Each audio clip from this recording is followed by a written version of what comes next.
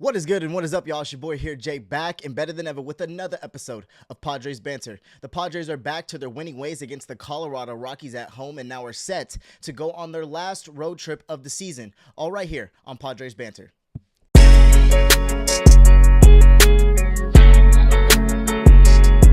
What is up, y'all, and welcome back to another episode of Padres Banter, episode 5 to be very exact. The Pods are back to their winning ways against the Rockies at home, now set to go on their last road trip of the season, so let's get right into it, no wasted time. The Pods go ahead and win Game 4 9-6 and take the series versus in-division foe, the Colorado Rockies. The Padres took 3 of 4 losing Game 2 of the series, which was much needed after losing the series to the Cincinnati Reds, and stay in the division hunt only 2.5 games behind the Dodgers, who enter a gauntlet of the last part of their schedule. Let's get a breakdown of each game in the series and how we got to this very moment. Game 1.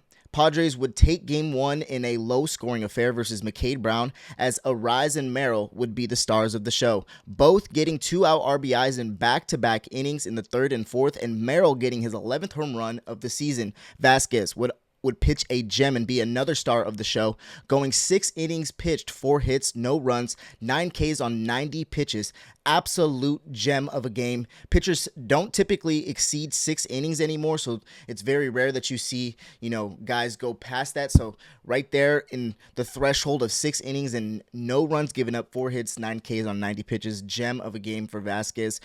Past 2 games really have been great from him. Padres would win the game, what mattered most, but went 1-5 with runners in scoring position, 1-4-5 with runners in scoring position, 6 left on base, 6 hits with 2 runs in the SD win. Like I said, all that matters is the win, but 1-for-5 with runners in scoring position. Not too good right there. But let's move on to Game 2, as the Padres would look to snag Game 2, but would drop Game 2 versus Tanner Gordon 4-2, as Gordon 6 innings pitched, 2 hits, an earned run, 9 Ks with Krim.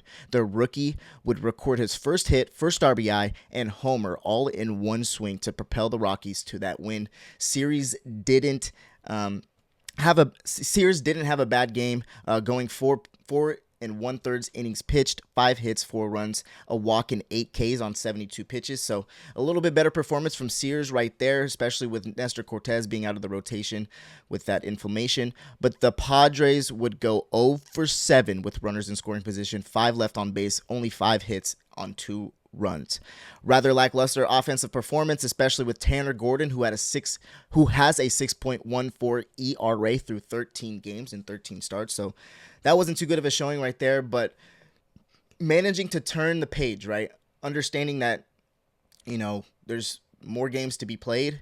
I understand, it's coming towards the end here and you really need to put, pedal to the metal, but to come back the next game, you understand this is a 4-game series we have here, and to be able to bounce back. And that's exactly what they did in Game 3, as the Padres looked not to fall back into the slump as on Saturday. They would put on a show, winning 11-3 versus Bradley Blaylock. Padres would drive in 11, going 500 with runners in scoring position, 3-for-6, only 4 left on base with 12 hits and 11 runs. While Cease pitched an absolute gem, which he has been flashes of this season, going 6 innings pitched, 5 hits, an earned run, 6 Ks on 109 pitches. What you expect from Cease going to be interesting with the contract after this season. What will happen with him? Will he be, going to another team? Will we just, not give him an offer? I think we'll still give him an offer, but it's going to be tough. There's going to be a lot of teams interested in Dylan Cease, and I don't know how high the Padres are, especially AJ is, on Cease. We are high at him as far as who he is as a guy, a person, what he's done for this team, but going forward, I don't know how high they are on him.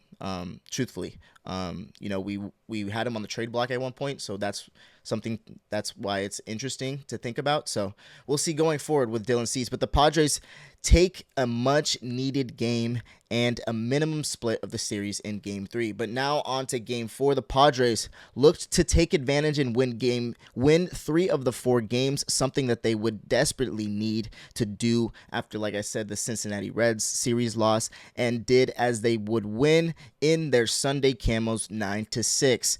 Padres would give Darvish all the run support needed early as 7 runs through the first 3 innings. But the Rockies surge came late, but the Padres would manage as Miller and Suarez would close the door. Even though Morejon looked pedestrian, he would figure it out. Darvish finished with 5 innings pitched, 4 hits, 3 earned runs, 5 Ks on 82 pitches. So not a bad start by him, and managed to keep it at bay till Estrada gave up a home run to Mickey Moniak, who had an absolutely fantastic game. Mickey Moniak, one of the top prospects in all of baseball at one point, and just really hasn't had the pan out of career, but he's really starting to turn the corner in a Rockies uniform, and it's going to be interesting. He's still very, very young, The Padres would finish 6 for 16 with runners in scoring position. Not bad or terrible, but not good. 8 left on base, 13 hits, and 9 runs for the win in the series win. So all that matters is the series win and the win in that, regard. So what for the runners in scoring position, but,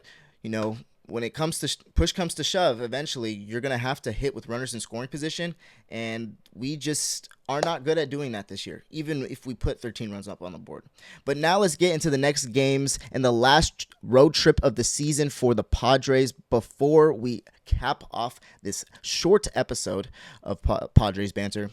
Right here, as you can see, we just finished that Colorado series, but now we get into the Mets as we have a 3-game series in New York, and then we go ahead and go to Chicago, 3-game series in Chicago, and then we come back home for the Milwaukee Brewers and the Diamondbacks to end our season. So last road trip of 6 games going to the East Coast, going to be facing an NL opponent who has been struggling as of late. The Mets have won 1 of 8 in their last 9 games. Not too good. Eight straight losses at one point for them until they won yesterday. So we'll see how they'll fare against us, especially since we have been playing not too great baseball as well. But this win hopefully propels us in the right direction and gets us hot right as we need to get hot. But the Mets are hanging on by a thread, and they're going to be fighting. So it's not like it's going to be, going in there because they're struggling and we're just going to win. No, this team is hanging on by a thread for the last wild card spot, and they're going to be fighting with all they got. And we're going to have to give them our best effort. They're going to give their best effort, and let's play ball. We're going to probably see them in the playoffs at one point if, they get there. Who knows? Because right now, like I said, I believe we'll get into the wild card standings. They're only a game and a half up right now of the Giants. But like I said, last road trip between the Mets and the White Sox, and then we come back home for the Brewers next Monday, and then finish off next weekend with the Diamondbacks. But now let's get into the wild card standings, which we were just lamenting too, because that is something that we really got to get into. So let's get into the division leaders. Obviously, we got the Milwaukee Brewers, Philadelphia Phillies, and the Los Angeles Dodgers. The NL wild card looks like the Chicago Cubs, San Diego Padres, and New York Mets. The Mets are hanging on by a thread, only a game and a half above the Giants. Like I said in my last podcast, I think the Padres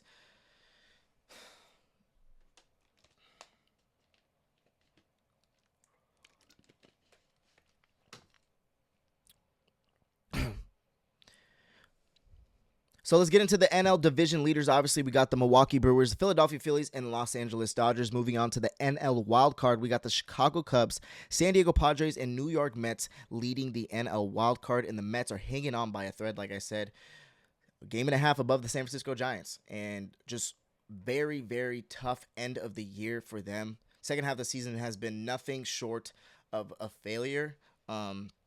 And we'll see what happens. Are they going to make the playoffs? And if they miss the playoffs, it will be a storyline and a half. The Arizona Diamondbacks are only 2 games back, so can't sleep on them, as well as the Cincinnati Reds, who were right behind the Mets at one point. I think that's the last time we talked on Padres Banter. The Reds and the Giants are right there. But the Reds have dropped a couple games and now 2.5 games back, but really not out of it. Neither are the Cardinals. So those 4 teams are still in the mix. But now let's move on to the AL division leaders, as we got the Toronto Blue Jays, the Detroit Tigers, and the Seattle Mariners. Last time we talked, the Mariners were actually on the outside looking in the AL West and now are the division leaders. So the dark horse is now the division leader and not really a dark horse anymore. You have to be wary of the Seattle Mariners. Go on to the AL wildcard. We have the New York Yankees, Boston Red Sox, and the Houston Astros now taking the third slot in the wild card spot. Right behind them is the Texas Rangers at 2 games, Cleveland Guardians at 2.5, and those are the only teams that are in contention right now. Last time we talked, I think the Royals were in the mix, but they've really fallen back, and so have the Rays, both 6 and 7.5 games back, which is pretty far to overcome with only about 14, not even that, about 14 games left. So we'll see what happens with the AL as well, but it's going to be very interesting to see who also wins the division for the AL West. That's a tightly contended division, literally one game defining each other right now, as well as the Boston Red Sox and the New York Yankees and the Toronto Blue Jays, right? The only division that's really set in the AL is the Detroit Tigers. So let's see what happens, guys. It's going to be extremely interesting going forward, and the wild card is always just crazy, especially with that added team in recent years. Man, the playoffs are around the corner. Like I said, only about couple games left. For the Padres specifically, it's 3, 6, 9, 12 games left. So give or take that for each team. 12, 13, maybe 14 games left. So let's see what happens, guys. Let's see what happens. The playoffs are around the corner. The divisions are going to be decided here soon. The wild card also going to be decided here soon. And we get to see some playoff baseball, some October baseball, which I think is some of the best playoff atmosphere throughout the entire landscape of sports. Truthfully, maybe I'm just because I'm a baseball guy, but at the end of the day, I'm so excited. And we need my Padres in there. It's not set in stone yet that we're going to be in the playoffs. So we really got to put some pedal to the metal and, let's get it. Let's get it, y'all. But that will be it for this episode of Padres Banter, episode 5 to be exact. I'll see you guys on Friday when the Padres go ahead and end their series against the Mets in New York and head to Chicago to face the White Sox. Have a good day, y'all. We out.